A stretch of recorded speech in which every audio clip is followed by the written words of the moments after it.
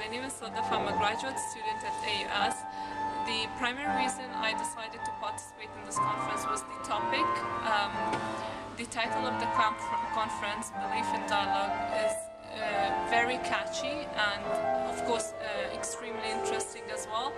The fact that a belief in dialogue would essentially mean interaction between apparently distinct disciplines, and which I think is very important because I have come across experiences where I've seen two disciplines as more similar than different. So for instance, over here we have science and religion or culture.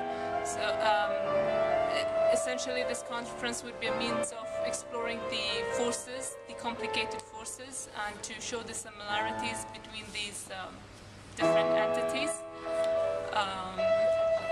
Secondly, I've read about most of the speakers, and they tend to be very established scholars. So it'd be nice to hear their view on the topic, to listen from them. And finally, I hope that I find a topic worthy of exploring in my PhD thesis in this conference.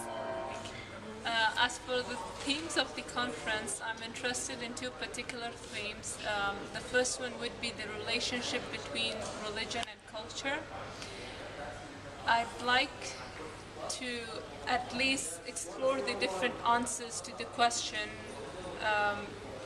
whether religion is a cultural product. And if that is true, then let's say people from different cultures, when they come to Islam, do they have to abandon their culture, the culture that they were raised with? And if they can adopt a new religion yet stick to their traditional cultural identity, then it means that they're not really they're not really similar. Like, you could have both. That's one question, and another question would be the position of sacred texts in our postmodern world.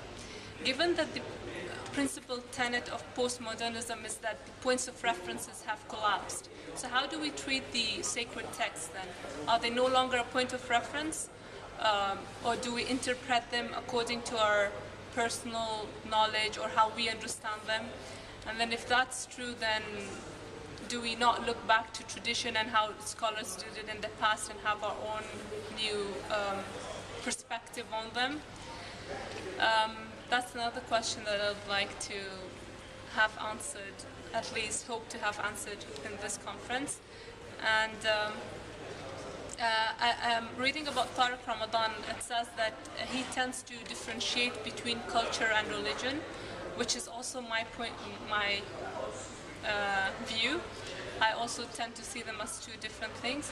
So it'd be nice to hear his view and how he explains it and he justifies his perspective on this. As for the relationship of science and religion, I'd say that both extremes would be a simplistic view. If we say that science and religion are comparable and they're very similar, it would be oversimplifying the matter. On the other hand, even if we say that science and religion are completely different and they cannot come together on a single platform, again, it would be oversimplification. I think it's interesting to explore the contradictions and try to come up with, at least with kind of a plausible solution to these contradictions. One contradiction that I've come across is the journey of the Prophet's night journey. And now it's said that science cannot prove it. I heard from a professor in the physics department that since it's impossible given the scientific facts, the journey has to be understood as a metaphor and not as a reality. Whereas in the Quran it is presented as a fact that happened. He actually went through the 7 heavens. We'd have to believe that he traveled faster than light in this journey, and since that is contradictory to what we know about science or the scientific facts, science would abandon it and reject it. So then the question comes, if you come across such contradictions, what do? Would you go with science or religion?